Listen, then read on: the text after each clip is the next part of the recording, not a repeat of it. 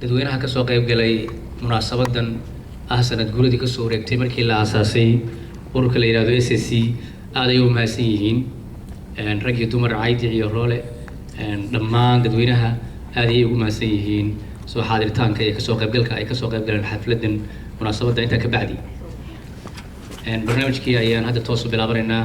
waana jira dad soo socda laakiin waynu si bilaabaneynaa waxaan ugu horeysiinayaa Sheikh Abdullahi Farax Ashuur oo ah imaamka masaajidka ISBCC Islamic Society of Postal Cultural Center sidoo ay wacdi waana oo ku saabsan xafladan iyo guud ahaan diinta islaamka waxyaalaha inaan fureysto inuu soo jeediyo ku soo dhaw Sheikh Abdullahi Farax Ashuur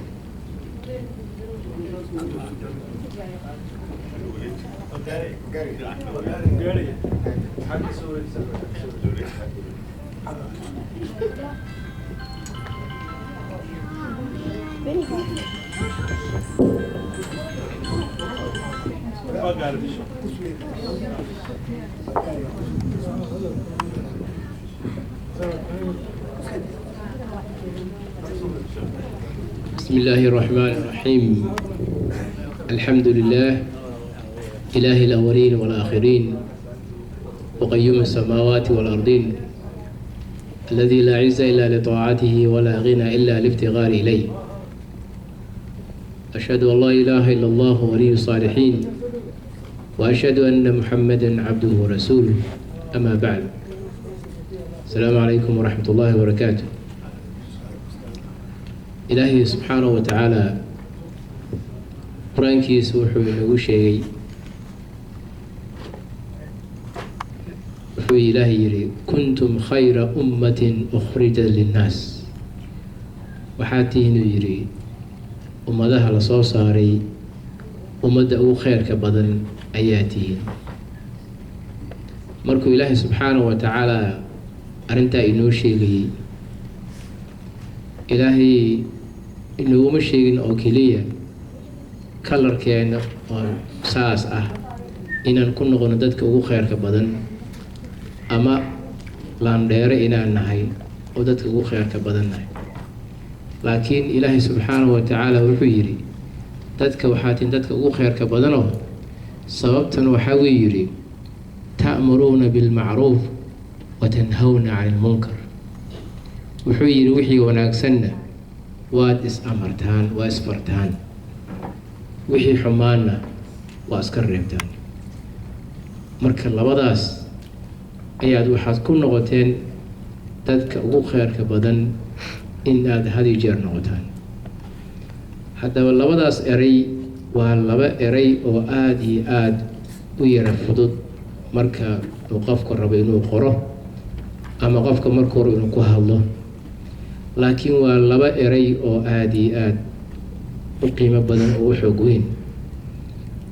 abritaanka las amriyo shay waxyaalaha wanaagsan waxay ka bilaabanaysaa kolka u horeysa qofka in ilaahay subxaanahu wa tacaala isagay xiriirka ka dhexeeya inuu bal eego marka hore qofkii wanaajin waaye asaga iyo xiriirka ilaahay subxaanahu wa tacaala ka dhexeeya ma wanaajin karo xiriirka bani aadamku la leeyahay wanaagga ugu horeeya qofka looga baahan yahay waa middaas weeyaan midda labaad waxaa weeyaan wanaagga laga rabo qofka ilaahay markuu ka hadlaya darajooyinka wanaagga uu ka hadlayay waxa ugu horeysa uu yidhi wacbudullah in ilaahay la caabudo oo aan loo shariik yeelin oo ilaahay wax kale la wadaajinin oo ilaahay subxaanahu wa tacaala booskiisii la dhigo qiimeynta ilaahay subxaanahu wa tacaala uu naga leeyahay ilaahay lagu qiimeeyo oo ilaahaynimada loo ictiraafo waxaa ku xigta markaas wabilwaalidayni ixsaanan waalidkii in ixsaan loo falo wanaag loo sameeyo ayaa ku xigta wanaagga yiri waxaa ilaahay subxaanahu wa tacaala markaa uu ku sii daray darajadii saddexaad uu ka dhigay macaamilka ka dhexeeya bani aadamka dhexdiisa in wanaag had iyo jeer la isku sameeyo maanta oo kale munaasabaadkan oo kale markaa imaanayno waxa uu aan ka hadlaynaa inaan maaragtay ka hadalno wanaagga dadka ay isku leeyihiin oo keliya meetinkaana kore looma yimaado in dad lagu aflagaadeeyo ama dad lagu maaragtay cambaareeyo ama dad lagu qiimatimo laakiin waxaa loo yimaadaa qof walba ilaahay subxaanahu wa tacaala wuxuu abuuray isagoo xor ah inuu qofka uu dareemo qiimaha qofka kale walaalkiis uu ku leeyahay waa wanaagga loo baahan yahay had iyo jeer qofka kale inuu walaalkiis kale u hayo loo baahan yahay marka ilaahay subxaanahu wa tacaala uu nabigiisa calayhi salaatu wasalaam la hadlayay wuxuu yidhi wa andir cashiirataka alaqrabiin waxaad u digtaa lyidhi qarabadaada kuwa kugu soo dhadhow u dig baa lyidhi waxay ka mid tahay wanaagyada ilaahay subxaanahu wa tacaala uu diinta uu ku sheegay ayay ka mid tahay qofka walaalka ah ama kuu dhow inaad ugu digtid waxyaalaha wanaagga nabiga calayhi salaatu wasalaam xadiis wuxuu ku yidhi walaalkaa u gargaar hadduu yahay mid laga gardaran yahay iyo hadduu yahay mid uu gardaran yahay macnaheedu waxaa weeyaan waxaa loo baahan yahay had iyo jeer in macruufkii aynu ku bilaabnay in had iyo jeer la helaa loo baahan yahay in looma baahno qofka walaalka ah ama cuqdo aad u qaadid ama xumaan aad u qaadid ama qofka walaalka aad dheeraysid looma baahno waxaa loo baahan yahay qofka walaalka haddii xumaan uu sameynayo inaad gacantaad ka qabatid oo aad xumaantaad ka saxdid ayaa loo baahan yahay xumaanta marka la saxayana xumaan kale laguma saxee wanaag baa lagu saxaa nin scholar ah oo maaragtay caalima ayaa isagoo ka hadlaya arrintaa wuxuu yidhi haddii qof uu dhagax kugu soo tuuro jawaabteedu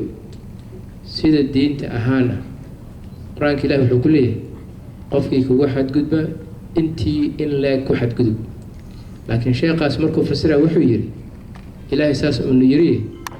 wuxuu yidhi tafsiirkaasi si fiican u fahmu yidhi ilaahay wuxuu ka wadaa yidhi qofkaasoo kale dhagaxa kugu soo tuuray adigana wuxuu yidhi maadaama lagu ogolaaday inaad intaasoo kale aad ku samaysid qofkaasoo kale wuxuu yidhi waxaad ku tuurtahay xabad tufaaxa ku tuur dhinaca markii laga fiiriyo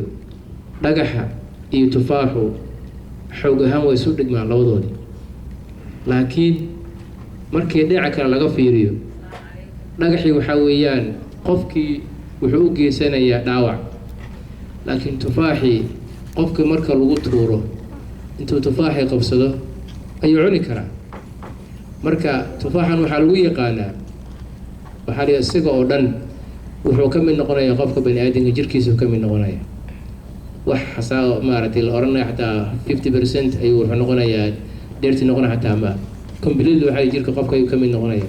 waxyaalaha waxay ka mid tahay maaragtay ilaahay subxaanahu wa tacaala dad ku nafaqay ka mid tahay marka wuxuu yidhi qofka walaalka xumaantiisa waxaa lagu maaragtay waxaa lagu daboolaa wanaag badan oo u sameeyay ayad kale quraan ilaahay wuxuu ku yidhi idfac billatii hiya axsan marka munaasabaadkan kale la isugu yimaado waxaa fiican markii dib looga noqonayo in lagula noqdo waxyaalo wanaag in lagula noqdo ayaa ka mid ah wanaagyada ugu horeysa lagala noqonayo waxaa ka mid ah maaragtay nabiga calayhi salaatu wasalaam wuxuu yidhi dad meel ku kulma oo muslimiina ma jiraan oo ilaahay magaciisa aan ku xusin haddii ku xusin buu yidhi shirkooda way ku khasaaraan horta kow qofka inuu ogaado xuquuqda waajibaadka ilaahay uu ku leeyahay laba qofkii inuu ogaado